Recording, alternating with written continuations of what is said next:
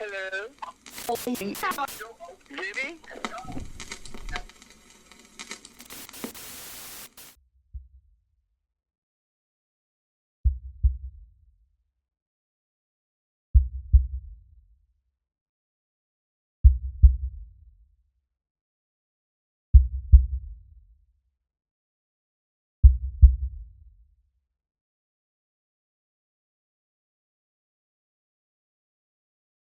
Obtained through the Freedom of Information Act, a formerly classified CIA document that chronicled the history of the U-2 spy plane. A heavily redacted version had previously been released in 1998.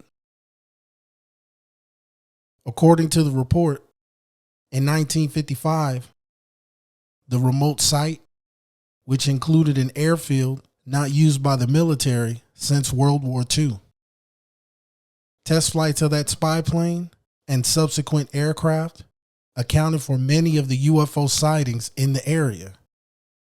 The U-2 could reach altitudes much higher than any other planes at this time. After the U-2 was put into service in 1956, Area 51 was used to develop other aircraft. I'm not supposed to talk. How do I say it? I've always known I'm not supposed to be talking.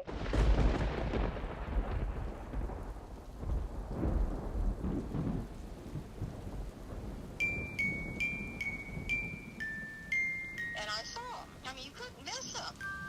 If anything, they're more curious about us as we are about them.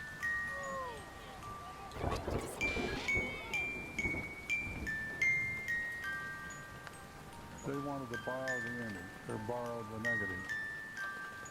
What has happened to us? They were in a formation, and I remember seeing something, a flashing light. I couldn't tell the shape of whatever it was. People are reporting seeing lights in the sky.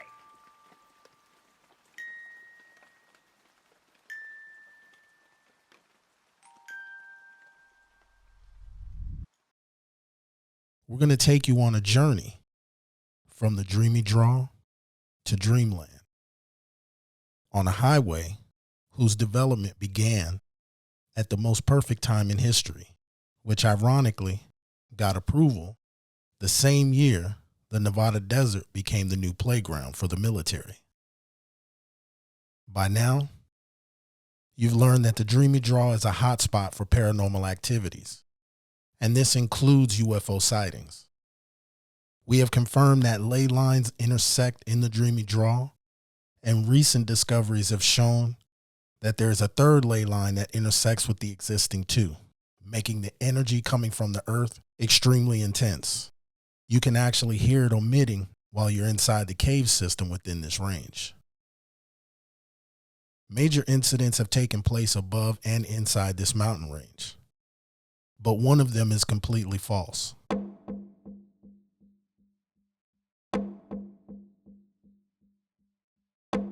There's an old story claiming that this dam is covering up the wreckage of a UFO crash that took place in 1947. The story goes that there was a flying saucer that crashed right in this area, and the wreckage was eventually covered up by the US government. As cool as that sounds, it's just not true. Cover-up did take place in this area, but it has nothing to do with a dam or a UFO. The cover-up that took place was on a much larger scale, and its location is in that direction. What sits underneath this portion of the 51 affected people in this area for over 30 years, and in my opinion, is still doing so in present day. If you're a resident in Phoenix, you're well aware that people are drawn to this mountain range during the hottest times of the year. What would cause someone to come out here with no water, no hiking experience, in 118-degree weather?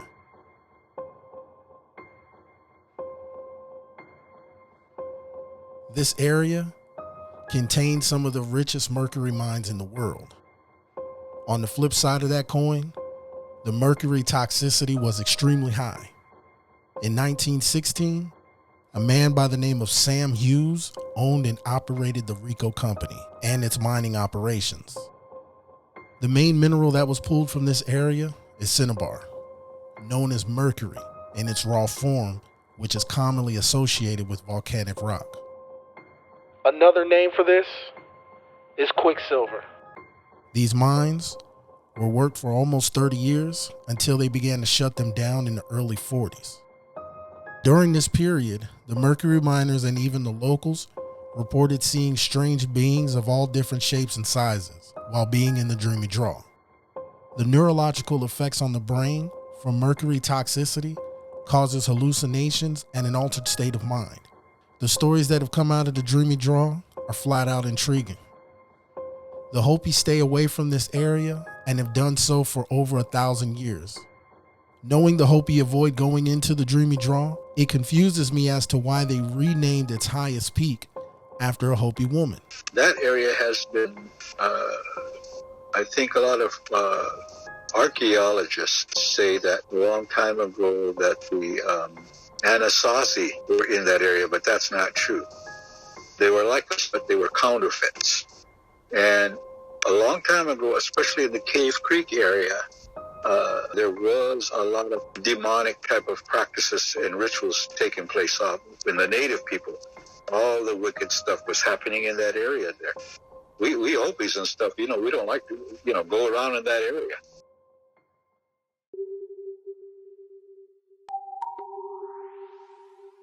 Has anyone in present day told you about any experiences involving these activities along this stretch of mountains? Last summer, I spent some time with this other artist, and she used to winter down in Cave Creek. A lady friend of hers had some property, and she stayed there during the winter. And she said that she was seeing things, hearing things all the time. It was kind of afraid, but it was a free place to stay during the winter. So she would stay there. And finally, the woman died, and her daughter, after her mother died, told my friend, "You can't come back here." And she was saying, "That's cool with me." And she's a bit of a medicine woman as well. But how dark spirits, a dark energy, seeing red eyes looking into her. She has a camper or a trailer. Red eyes looking in through her windows. Stuff like that in that area. Some of the best water is from that area. And they wanted to start doing fracking in that area so they could mess up that whole... They've already messed up... Mining itself has already messed up aquifers in that northwest region or northeast region, including a sacred mountain on the Hopi reservation called Black Mountain. The final piece to the 51 came in recent years, and that was the addition of the exit known as Black Mountain Boulevard.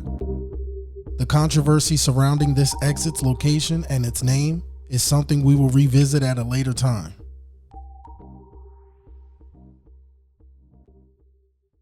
This area is historically known to the ancient Puebloans as the foothills of the sacred Black Mountains. Its location is marked on a set of maps that have been a part of Arizona's lore since the early 40s. They are known as the Peralta Stone Maps. These maps were discovered by a man while on a family vacation. His name was Travis E. Tumlinson. He unearthed this horse and priest map near the Highway 60. It's a dual-sided map that contains an image of a priest holding a cross, standing on stairs that has the year 1847 at the bottom. The reverse side contains a beautifully etched horse with Spanish wording. The important features on this side are the number 5 with 4 dots, 2 mining symbols that resemble donuts, a river and north-facing direction. When it comes to these maps, the one rule that you should always follow that will save you a lot of time is don't use these maps to search for the lost Dutchman mine. The truth is, Travis Tomlinson fabricated these maps, and throughout history, they were connected to the Jacob Waltz story. They were never meant to be associated with the superstitions as an end result. These maps, in fact, point to two locations that are right here in the heart of Phoenix. This horse is Camelback Mountain. The priest is Piestewa Peak. The 5 with 4 dots is Orion. These two donut-shaped mining symbols are buttes at the base of the sacred Black Mountains. The 51 northbound ends at the foothills of these mountains. These two symbols are buttes that are located here in North Phoenix. One of the buttes is currently being torn down, which sits right in front of this BMX track, which was inevitably named after the Hopi Sacred Mountains. This was once home to a very huge archaeological find that took place in the 70s. Its discovery revealed an ancient place of worship with very important relics that belonged to the native community. We will dive into this a little bit later, but now the important area of focus is these mountains and where they lead to. If you're tapped into our native community, you learn very quickly that strange lights in the sky is a common thing. And in this stretch of mountains, plenty of sightings have been witnessed. There are ley lines all through these mountains heading north. There's a heavy area of concentration where ley lines cross in Sedona.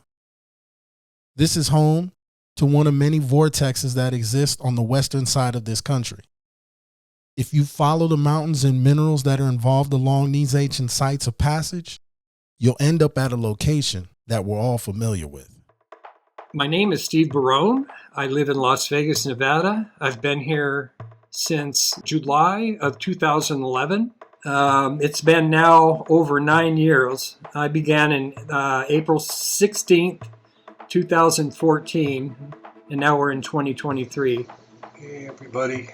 Hey man, I guess there's a first time for everything. That's how it got started, and that's what's led to all of this.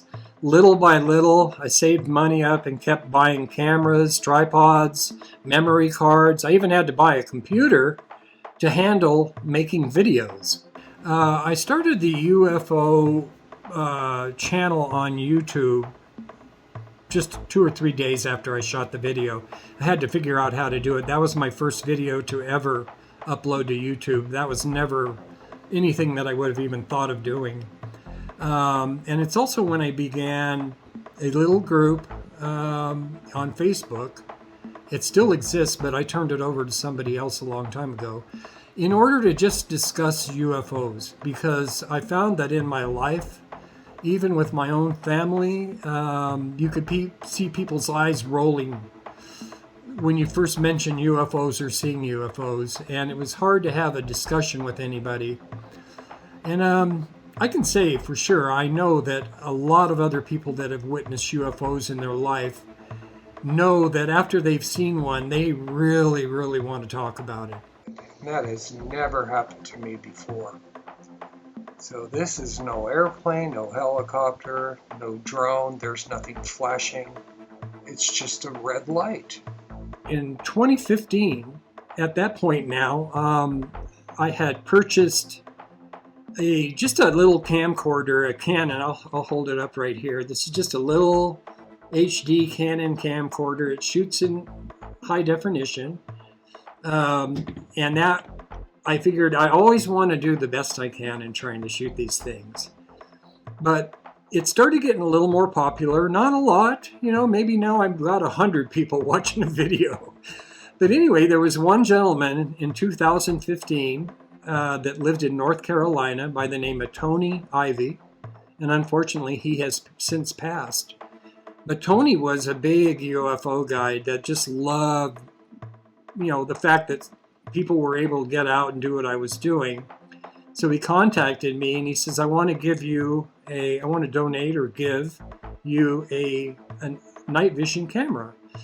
And I guess I'm old school. I don't ask for donations or money or anything. I don't want that from people. I just want them to watch the videos. But he would not take no for an answer. And he said, and as a matter of fact, I don't just have a couple. He goes, I have 6 cameras, night vision. I have 2 of the same model. So he sent me, I just caved and he sent me that camera. Well, that just changed everything, Clive. Once I got that thing and got it on a tripod and started using it, it didn't take long at all until to the north of Las Vegas, the north side of the city, which is occupied by the Las Vegas mountain range and the Sheep mountain range. And then far beyond them would be Area 51. There was never anything in the sky that I could see with my digital camera. And all of a sudden, in 2015, with this night vision, I started seeing the unbelievable formations of UFOs just doing things. It seemed like they were making patterns, almost like star constellations. It was like they were putting on a show or having a really good time, having fun. And you can just imagine the first time I saw them do this and seeing them do this stuff, because what they look like in night vision is like basically a white dot on a dark background. And they're going around and they're doing just unbelievable aerobatics, I guess I should say. So I didn't know if that was a one-off or not, but I'm coming outside every night, as soon as it starts getting dark, and wait. And I could stay out there anyway from an hour to 5 or 6 hours. It just depended on what was going on. But it turns out that these things were always out there, almost all the time. And what blew me away was that I had never seen a video from anybody else of these things. And so over the years, what I found out about them is that the reason nobody else has shot videos of them is that nobody else is using night vision technology and looking at that part of the sky. So I started really trying to promote that. And even now, I've not seen anybody else do this.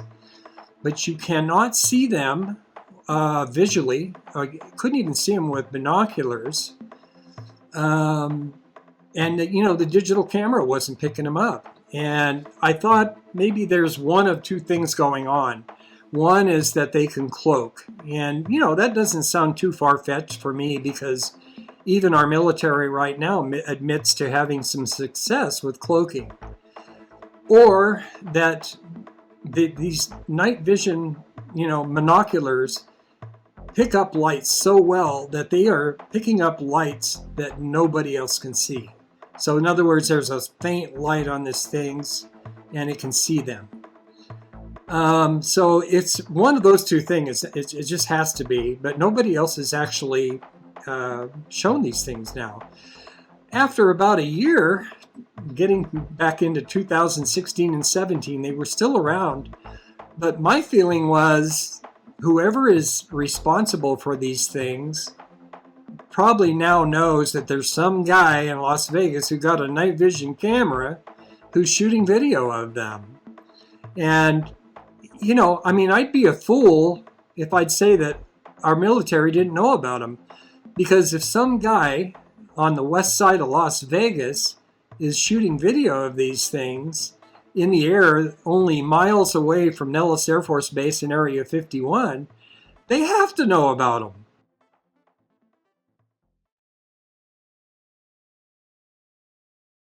The first time I shot a UFO video, that first one, my son actually called Nellis and asked what was going on.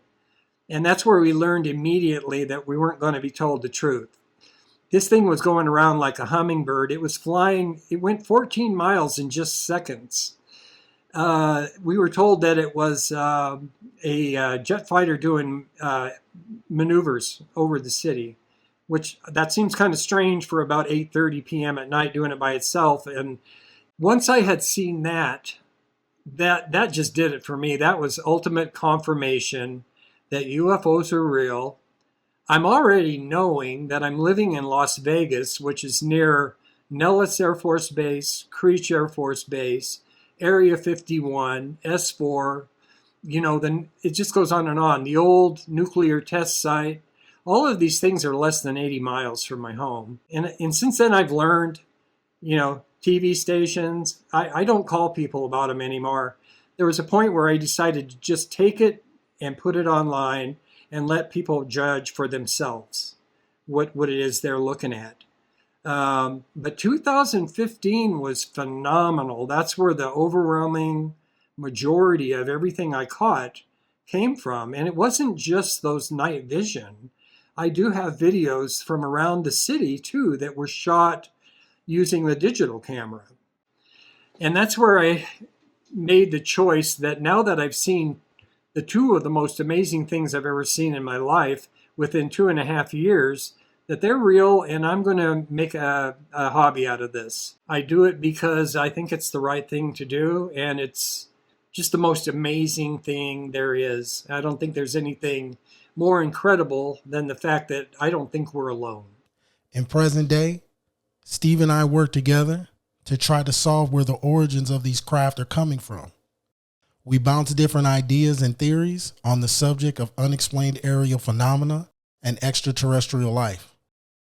During 2015, I had no clue he existed, yet we both had our cameras pointed in the sky in two completely different states. As some of you know, a majority of the footage that I captured in Chapter 1 happened during 2015. And in all honesty, I wasn't even searching for UFOs. I was photographing the different planets in our solar system, and I began to notice things flying almost unnoticed in the night sky. Out of the 9 described sightings in Chapter 1, 5 of them happened during 2015. The feature sighting at the Black Mountain BMX track took place during the month of August on a 4-day stretch. The sighting in specific involved highly advanced military craft that I shouldn't have photographed, but it happened. At the same time, in the neighboring state, Steve was capturing footage of things and has 8 different videos in the month of August alone. He had his eye in the sky recording data, and that was probably one of his strongest years of capturing UFO footage throughout the 9 years he's been filming. Let's dive into the Barone files. Yeah, okay. Let me see. I'm going to look at this real quick on my folders, because when I look at August of 2015, let's see, 1, 2, 3, 4, 5, 6, 7, 8. I have 8 different days in August. At that time, we were doing not only the same exact thing, but right around the same time. So your YouTube page, for those that don't know, it's UFOs over Vegas, right? Yes. Okay. And with your YouTube page, started roughly, it sounds like at the end of 2014, but then really things began to pick up in 2015. And that's around the time, especially your videos, I'm looking at these, the archives here of all the videos you sent me. I noticed that in 2015, your content really begins to pick up when it comes to the UFO films and your sightings. And once again, around this time is when I was really starting to see a lot of sightings in Phoenix, Arizona as well. So break that down to us. What happened at that time in 2015? Was it a difference in camera equipment?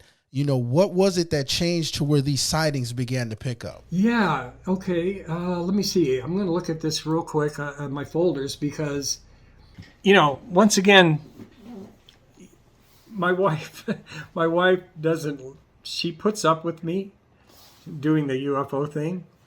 But I told her I'm not going to spend our own money on this stuff. And that's why at first I didn't allow YouTube ads.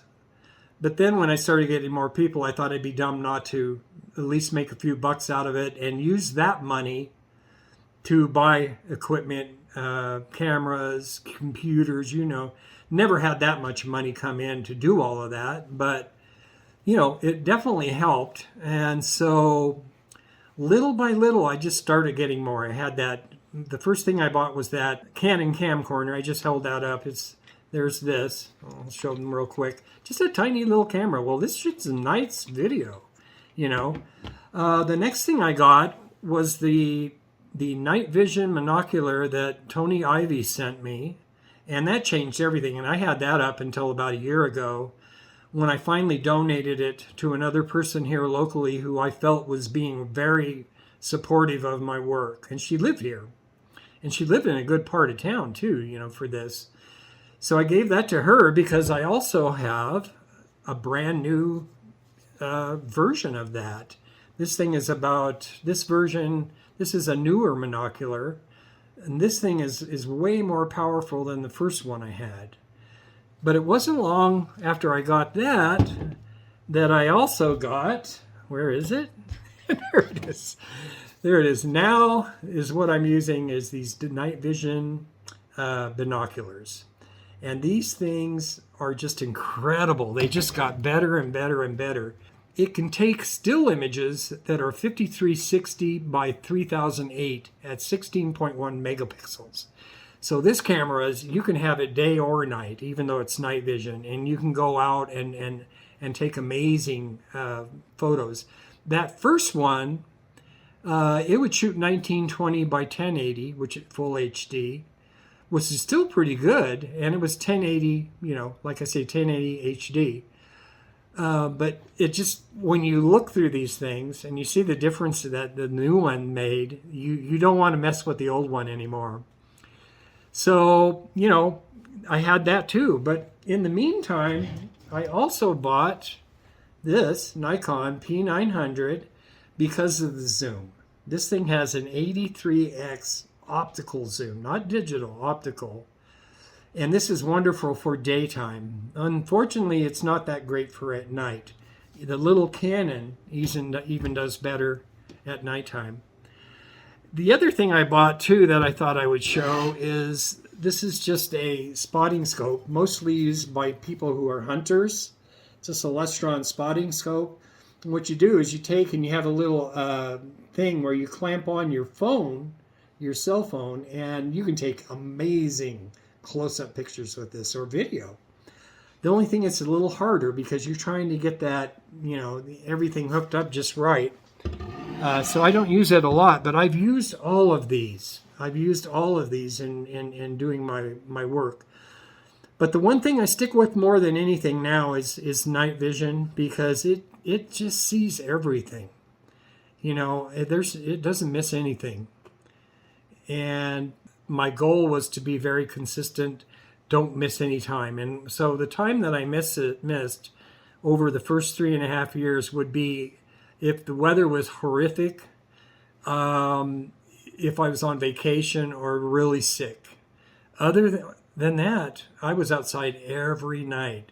Nellis Air Force Base, Area 51, S4, and Lord knows whatever else is going on out there. But talk to me a little bit, give us a little bit of a history about those areas in specific, and mainly talk to me about Dreamland and how that name came about. Okay. You know, Area 51, I mean, I think it was originally, you know, they needed somewhere that was very safe to reverse engineer and do things, try out, you know, the spy planes and all of the other things that they do, you know, and of course we're never going to know about everything, but I think that goes back to sometime in the late 50s and early 60s, where I remember there was a gentleman that they interviewed that he was the guy that went out in his Cessna flying around this part of the country trying to figure out where it would be the best place. And it just happened to be the best place that he could find was this place called Groom Lake. And of course, Groom Lake turned out later on became Area 51. The word Dreamland, I think that came from some code words that were used back in the day. And it's a real descriptive name. When it comes to everything that you're seeing in the sky, over the past 9 years? A majority of these sightings, I mean, obviously they're all over the place, but are they over a specific area like Nellis Air Force Base or even Area 51? Yeah, of course it was that night vision that Tony donated to me that just made me understand even more. More goes on over those mountains than anywhere else. And those mountains aren't part of the Nellis test range. They are just, they do have areas that are fenced off because they're live munitions and stuff that have been exploded out there. I don't know why that would be there because it's not on the test range. You can actually go back there behind Las Vegas Mountain. But it's an area that's just very rugged, and it's, I couldn't go there because I don't have a Jeep. I'd need to have a Jeep or something to go there. But it's my feeling after 9 years is that, first of all, that what we have here is just probably like Phoenix. We have a military presence in Luke Air Force Base. You have Luke Air Force Base there. We have Nellis. We also have Creech.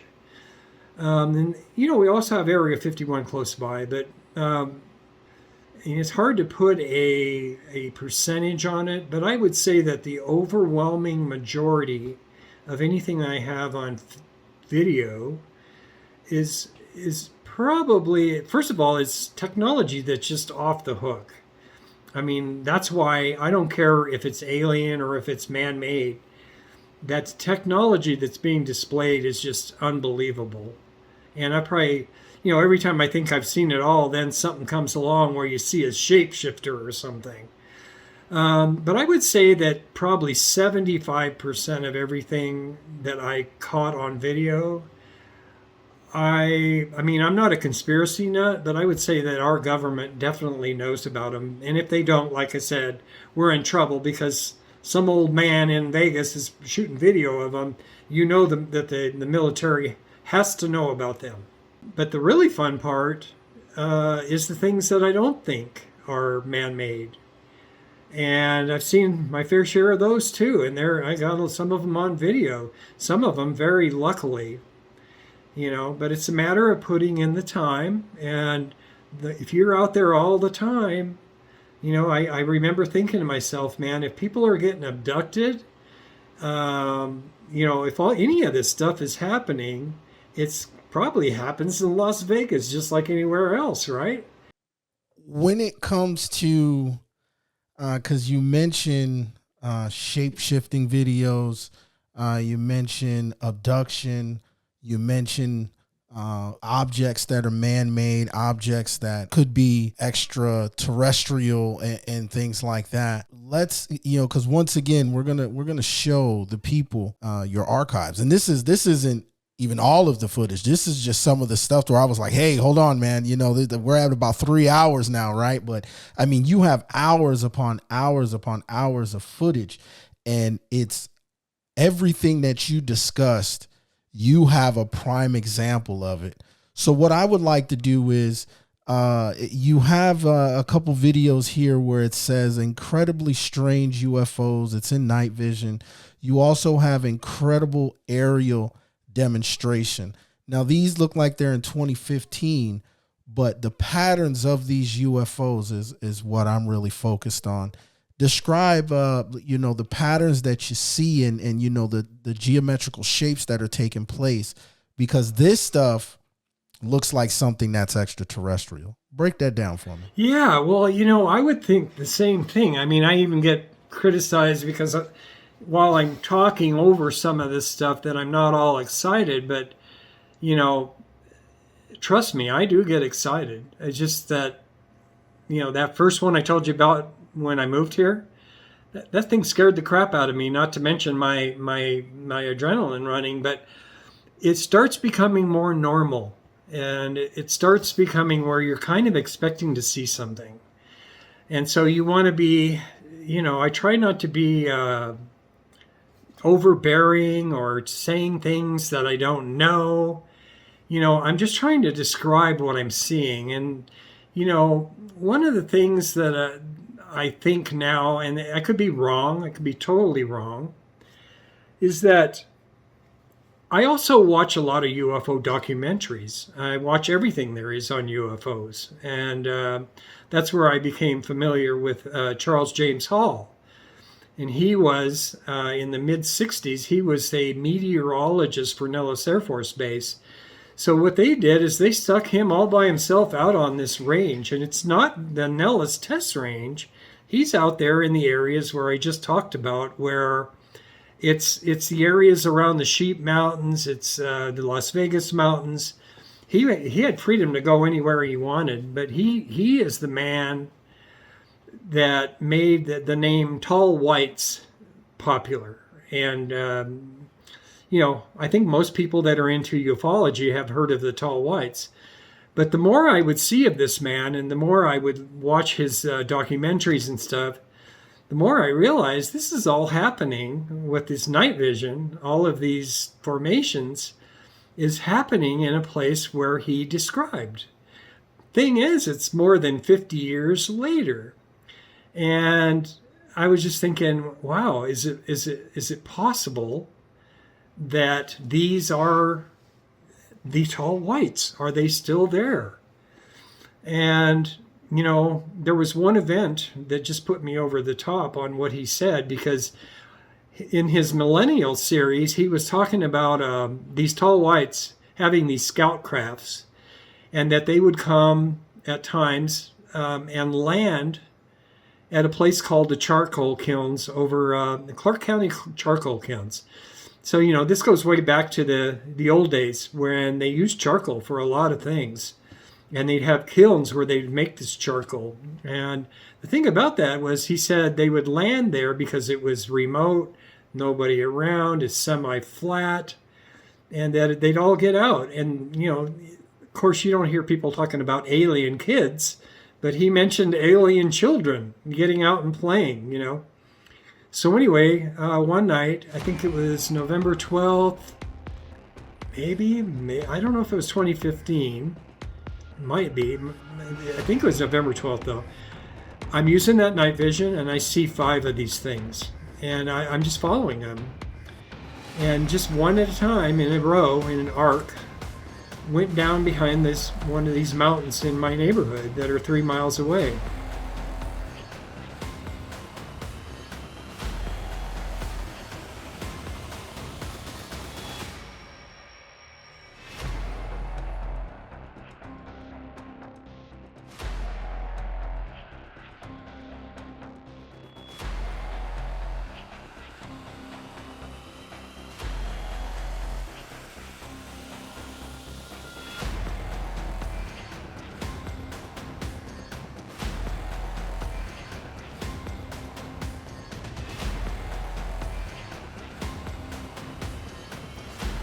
And so, just for the giggles, I use Google Earth a lot.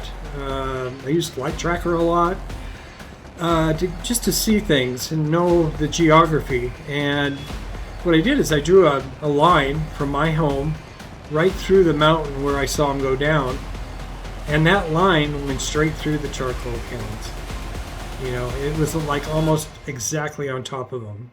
And I thought, how strange, because 5 things went down, and as long as I waited, I didn't see anything else come back up. So I thought, man, there's a good chance that these are actually the Tall Whites. And that would be alien, extraterrestrial. The second thing that I think is, I'm also friends with a guy in England. And I met him because of all of this, because of UFOs. His name is Gary McKinnon. And Gary McKinnon was the guy who, back in the 90s, he was just curious about UFOs, and is a very talented hacker. And he hacked into the computers at NASA and the Johnson Space Center. And there, even though he had real slow internet, he found evidence of extraterrestrial officers. He saw photographs of gigantic cigar-shaped, he called it a dreadnought, and little scout crafts, little smaller crafts. But anyway, he said it's our Space Force. And this is from the 1980s, not the Space Force we're talking about now, the modern Space Force. This is a Space Force from going back to Ronald Reagan. And anyway, he got in a lot of trouble, man, and they tried to extradite him to the United States. Long story short is this went on and on and on, and they wouldn't turn him over, and finally charges were dropped. But to me, I would think they would drop him right away because he knew things that were just amazing. So to me, when you see this keeps even now is going on, I don't think it's going on as close to me as it was before back in 2015, because they know I'm here, they know other people know about it now, and maybe whatever they're doing, maybe they've moved them a little bit further away somewhere where people can't see them. But I know that they're exotic because it's been 9 years and nobody that I've heard of or seen has the same kind of videos. And I would love if people started shooting video of them because it would show that I've been telling the truth all along. We've discussed 2015, pretty much we're in the sky. A lot of my footage from 2015 comes more, towards the beginning, January, March, April, and then it shifts to August. And that's where it really got crazy when it came to the UFO. It was like a black triangle. And then 4 days later, a helicopter circles the area. Looks like they were intimidating, trying to intimidate. But then, they were using a spotlight. And that's when a couple days later realized really that same night they were searching for something. So as time goes on, because once again, I'm looking in these archives here, right? And you have it goes from like night vision to, it looks like even the night vision, the quality of it looks like you upgraded, and some of this stuff looks like military night vision. So break down the advanced technology from 2016, what you're filming, to 2017, 2018. So for 3.5 years, I did this, and there was a point where I just came up against a brick wall. I just couldn't do it anymore because it's not exactly the most exciting thing in the world. Most nights you're not seeing anything, and you're just out there. And, I'm surprised that the neighbors never knew I was there. I was afraid they might think I'm some kind of peeping Tom or something, but so after that 3.5 years, which I figured I put in at least 1,000 nights of just watching the sky, that I'm just going to slow down. And I've slowed down ever since now. So that's going all the way back to the end of 2017 till now, where I still go out. But what's changed now is I don't see much at night, but I do walk into amazing things happening in the daytime. So now I'm starting to get motivated even more, but I don't think I'll ever get back to the, going out every day or every night. Now I want to talk about abduction and one video in particular that I personally feel is an abduction video. Now, we've discussed this video. This video is I believe is the one that I came across when I found your page, UFOs over Vegas. You've had this video caused a lot of stir. I believe this is one of your videos that went viral, and you've had some very important people reach out to you about this video. So let's talk about the Little Red Rock video that was filmed on December 11th, 2019. Yes, I totally remember that. To me at the time, that was the most amazing video I ever shot. Before we go into this video, I need you to understand this. You may have witnessed or even viewed objects in the sky that appear to be a star, or sometimes even conventional aircraft. And then the appearance changes, displaying their true form. This film clip here that was displayed in chapter 1 shows a bright light in the sky that attempted to take the appearance of Venus. Its movement through the night sky didn't go with the rotation of the stars and planets. The night vision camera I used seemed to get its attention before eventually moving out of the camera's view. This type of unexplained aerial phenomena continues to leave me speechless. In this video, the UAP that occurred attempted to mimic a helicopter.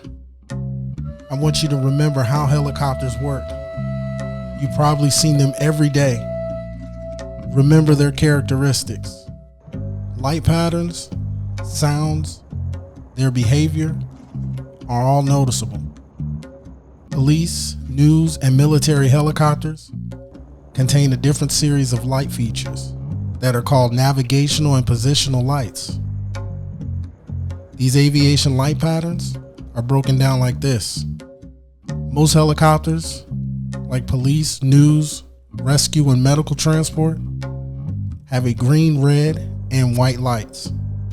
These lights are needed in low visibility conditions to avoid collision while being airborne. The white light is typically on the tail section of the craft. These lights are needed so that way they can be seen from the ground or by other aircraft. The green light is on every airborne and waterborne vehicle, marking the starboard side, which is on the right. The red light indicates the left side of the craft. Police and news helicopters have an additional red light, which will remain solid, which indicates that the craft is recording or broadcasting video. When it comes to military helicopters, you'll almost certainly see a red light and a white light. But the patterns of these lights are different. If the red and white light are flashing one after another, normally that's just a training exercise or transport. However, if you see a military helicopter and the red light flashes 3 times, followed by a pause, and it repeats this process, things are far more serious, and you should start recording. This footage was viewed by Richard Doty, and he also contacted Steve and told him what he captured could be historic. I just need to describe where I'm at and where this happened. This happened approximately 3 miles from my home. And that is 3 miles going towards Red Rock Canyon and the Pine Mountains, the Spring Mountains, and specifically the Madre Mountain. So it's only 3 miles away, but I was at my computer on that day. It was December 11th, 2019. And this never happens to me, but I just got an urge to get up and go out. And I even grabbed my camera. And I'll be damned if I looked over there and I didn't see something amazing going on. And once again, it's 3 miles. I just gotta make this clear with people right away. When helicopters fly over, and they fly over every day, I can hear them coming while I'm in the house. And I can get outside and be about the time they come over because they're so loud. And, especially the Metro helicopter, it's very loud. And it's a kind of a badass helicopter. But anyway, I didn't hear anything, went out there and saw lights and just got I got my night vision on it, and it was a moonlit night. It was really nice. Beautiful. So it made the video even better because that's the monocular that I actually gave to this lady. And for 57 minutes, man, I filmed this thing doing stuff you would just not believe. I saw it. It looked like there were glowing spears, like white, coming up and down out of this thing, almost like they were doing an extraction. But then I saw one going up, and this just gave it away to me, was when you're hoisting something with a helicopter. And by the way, I'm a veteran. I was in the Navy for 3 years active and 3 years inactive. And I was also with the Gator Navy. I was with the Navy Seabees, the SEALs, assault crafts, all the river boats and all that. That was the group I was with. And I've seen a lot of stuff, man. But one thing this thing did was, at one time it was raising something up, glowing, And so imagine my hand is the helicopter right here, and this thing's coming up. Well, when you see something going up that's being hoisted up, it should go into the middle of that what's pulling it up, right? This thing was swinging a bit, and it was way out to the side going up. Then there was a time where it was going up, and then this object just takes off, and this thing's still going up to go into it. I can tell you, man, I mean, unless it's just a really big emergency, military helicopter, when they're hoisting somebody into the helicopter, it's rare that they would ever get underway while they're still raising somebody up into that helicopter. So just all of this went on. I just kept seeing unbelievable visuals from this thing. And the thing about the night vision on that night, because of the sun, because of the moonlight, not only could I see all of the homes that I was shooting over the roofs of in my neighborhood, but I could also see the mountains. I could see bushes, trees, rocks. I could see everything on the mountains. This thing just never looked the same 2 times in a row, but it also, in 57 minutes, it never looked like a helicopter.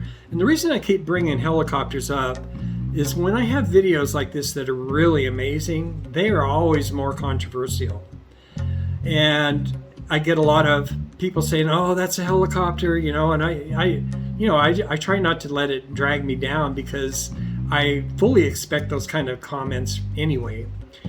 But, you know, in other comments, I get comments like on that one. I got a comment from a guy says, "I've been a helicopter mechanic and a pilot for X amount of years, a lot of years. And I can just tell you that is not a helicopter." I had one other guy that I loved this one. He said it's a helicopter, but it's from another dimension, you know, and I got a kick out of that. But the one that really got to me is I got a message from a gentleman that I recognize his name. His name is Rick Doty. And he just said, "You know, I can't say much, but I can tell you that that video might prove to be historic." Of course, it hasn't, but he said it might be. And when I looked him up, I found out that he, of all people, was famous for being a debunker in the Air Force. That was his job, but not anymore. Now he's one of those guys that's stepping out. He's telling the truth. And, you know, I did message him back, and I says, "Can you tell me more?" And he says, no, not really, but, you know. So that was an amazing thing, though. And then the other thing is that when you do these videos, you see things at a higher level of clarity than any video that's published. You also see everything that's in the background. You know, things that you're not showing everybody. Even though I try to always show the entire video, not 20 seconds of the most sensational period. I show, if it's an hour long, I show the whole hour.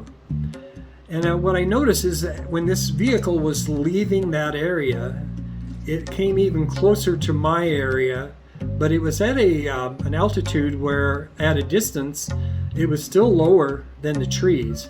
But in some of the trees that were closer, I could see there was another one, just like it, just sitting there waiting. Tiny little one. It wasn't even involved. It never did any of these maneuvers. They even had a green glowing orb of some kind in that thing. But, you know, once again, when I looked at this object, it did not resemble a helicopter. At one point, it resembled a triangle when it's over a roof, and you could just see it as clear as day. See the roof as clear as day, the mountains as clear as day. And, you know, I have filmed a lot of helicopters with those cameras, and they look like helicopters, just like the houses look like houses. You know, I actually even took it down for a while because I wanted to have only videos that I was 100% sure that they were UFOs up. So I don't think I have it up right now, but I'm probably going to put it back up again because you just run across the weirdest things. People contact you never heard of before, telling you they work with MUFON or they're some kind of investigator. And, I've even asked for their help on like this newest one, this shapeshifter from the daytime, Mark D'Antonio. I sent him a message and said, would you be willing to look at it? It's only 1 minute and 13 seconds long. Yeah. Never heard another word from him. And this happens all the time. And that's where I got to where I had a hard time kind of trusting a lot of people. So I have been watching this video the entire time, and this thing is just doing stuff that is unconventional to what any helicopter, and once again, I know flight pattern as far as the lights are concerned, aviation lights. I know the difference between a police helicopter, a news helicopter, a military helicopter. The blades even sound differently. When a police helicopter is recording, when military helicopters are over dangerous and rugged terrains and things like that. I know flight patterns, especially aviation lights. And I'm looking at this thing, and sometimes, like even right now, it kind of ducks behind a chimney, and it almost looks like you can see it, blasting and flashing through the chimney. So I mean, this thing is there's one point where I'm looking at it right now. The light is so intense, you can see it shining on the chimney that's even closer to the actual home itself. I'm right about 7 minutes and 4. Looks like about 7 minutes and 4. 8 minutes and 53 seconds in that range. But it is just. You can see the light like kind of bouncing off the chimney here, and there's this continuous red light that's flashing, and anytime you see a continuous red light, that does mimic an aviation sound or aviation light. But normally in this kind of motion, being that it's so close, there's something coming out of it and going back up. That light should be solid, because it would be in some sense recording, right? So this is a video that I have never, once again, I haven't seen anything like this since 3 years ago, 4 years ago, actually. Wow, that was 4 years ago. 4 years ago, I haven't seen anything like this. This video, every time I see it, it just, like right now, here we are at 8 minutes, and this is where it gets really interesting. Actually 10 minutes, or 10 minutes and 3 seconds. Here's the light coming out of it. It looks like it's either shining. I can't tell if that's a house or if that's the mountain, but there is a light being dropped.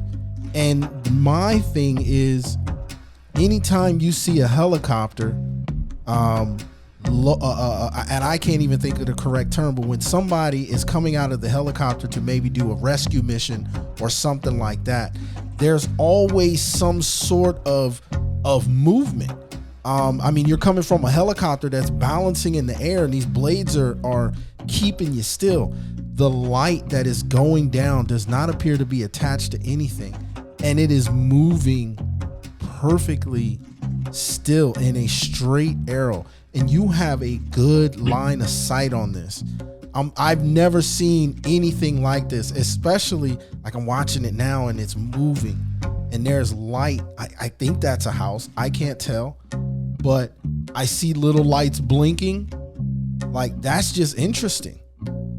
I don't know what this I'm looking at it, man, and it is just whatever this is, it's like a light that's going up the mountain and it's moving extremely fast. And at the distance that you are on this ocular piece, even if that is something moving up the mountain, that's moving up the mountain at a very fast pace. I want you to take a look at that and see. This is right around. Right. I was going to say, even that coming up and down from the object, I've seen a lot of just helicopters doing, evacuations and stuff. Like part of boot camp. I was in a winter training with the Marines, and one of the things we did was they extract you And you get several people on. You're on a rope, and the helicopter just lifts you out of there quick and takes you and you're just hanging. You're not pulled up into the helicopter, but it just doesn't seem like the times I've seen anyone being pulled up is they pull them up fast and let them down fast. Yeah. And once again, there is a point in there where you see what they're bringing up is not under the helicopter, it's to one side of it. So, when you're hoisting something and there's no wind, nothing can be out like this and going up this way. It's always going to be this way. Exactly. And one thing I'm seeing now, just the lights are always, they're distinctive, meaning you're able to see the difference in, like, for example, a police helicopter. When I look at this, the colors I see, somebody sees it, you would automatically think maybe a police helicopter, right? But here's the thing. The lights are distinctive. You're able to see where that red light flashing is coming from. You're able to see where the blue light is. You're able to see where the spotlight from the front of the helicopter is coming down. These lights are so immense and they're so intense, you really can't make out where it's coming from, where these lights are actually coming from. Like, I've never once again, never seen anything like this, and I haven't seen anything like it since. And I'm still watching. I've been watching this thing 13 minutes now, and this is just, it's doing things that you don't see, especially in a neighborhood like this. The one thing about this video is the canyons. You're in a canyon. Is it called Little Yeah, Red it's Rock? actually, the houses are kind of, they fool your eye a little bit. The houses are in my neighborhood. And so to get over there, for me, I drive my car, I park at the end of the houses, and then I hike for 2 miles to get up there through rugged desert. And it's not near the houses like that. However, in all the time that you've been watching it here in this last 20 minutes, did you notice any green lights on there? No, it's like a bluish, whitish, like I can't, it's so intense. You can't really make it. It's like a bluish, whitish. And now I'm looking at it, and for a third time, it looks like it's going back in the same, and you're on it. You are on this, man. And there is something coming out of it, like you said, to the side, and it's slow. I mean, well, I don't know I cannot tell you what I'm looking at. I'm looking at it. I know I see it. There's this light. It's in between maybe it's the ground, and then it's this really intense light shining upon it. I have no idea what the hell I'm looking. I've never seen anything like this. And where am I? I'm at like 1511 right now. And I mean, it's just, it looks like there's 3 or 4 of them. You know what I mean? And this, I'm looking at the time, 1757, that's going on what, 6 o'clock?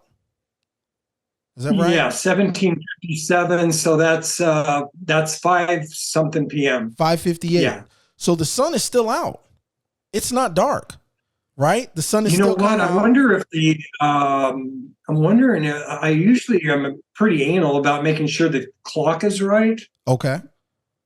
That seemed in my memory to be more at night, but April, in April, it doesn't get dark until around 5 or 6. This is December. Or December. Okay, I'm sorry. That is right. That is right, because what am I thinking? I'm thinking of my other date. That is right, because at that time of year, I hate daylight savings time. I wish we were like you guys in Arizona. It can get dark by 5 p.m. In December. Wow.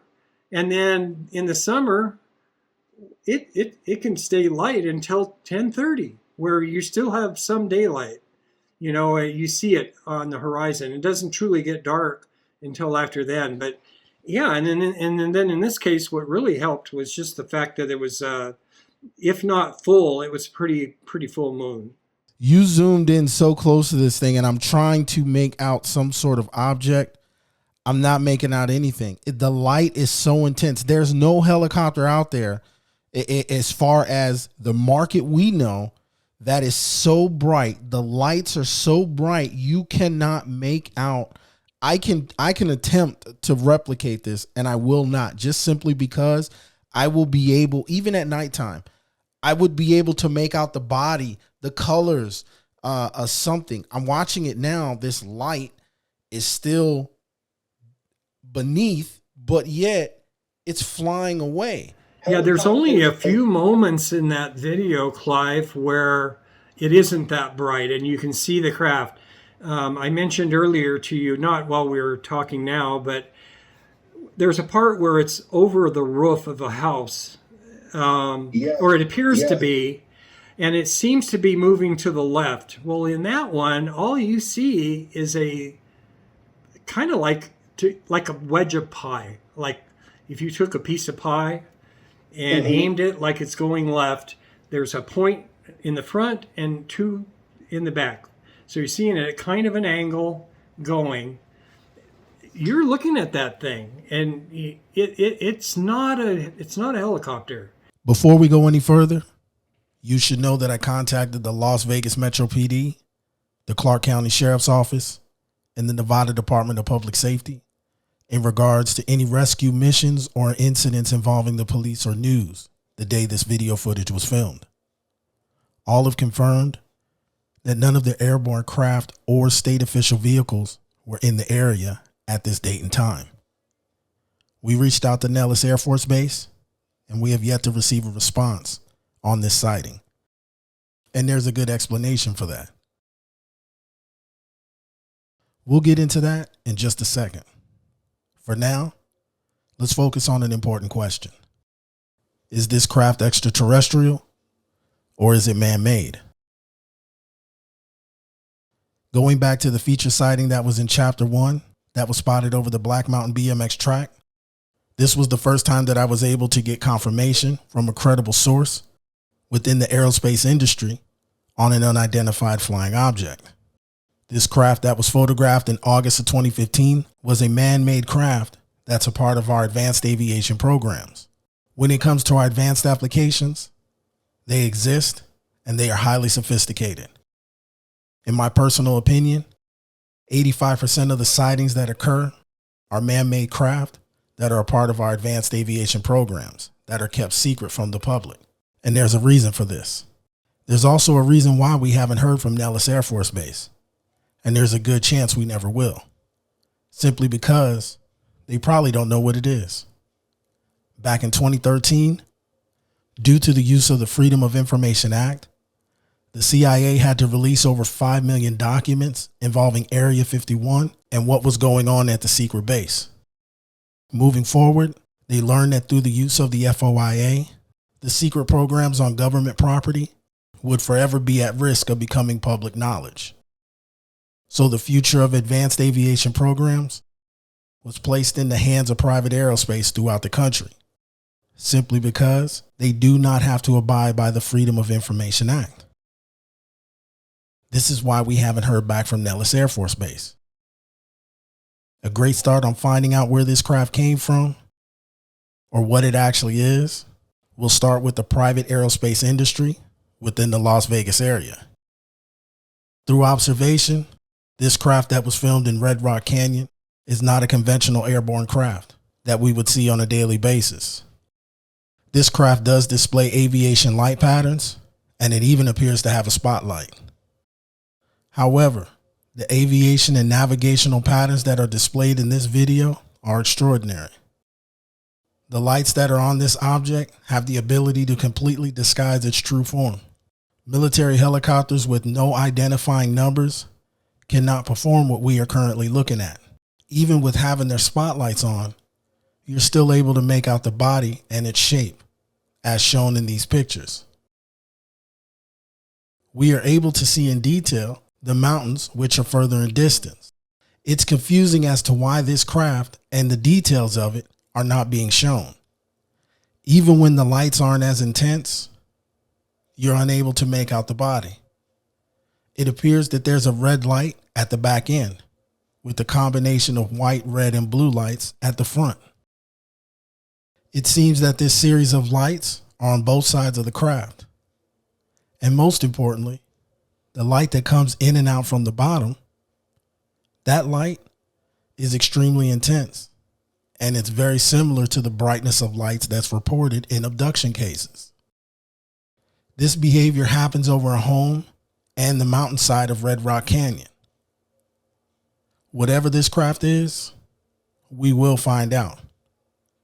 In the meantime, this sighting is left as unexplained. Now we're going to dive deeper into the Barone files. In some situations, you end up being at the right place and time. This video shows an unidentified flying object that Steve was tracking, and then all of a sudden, this flies into view.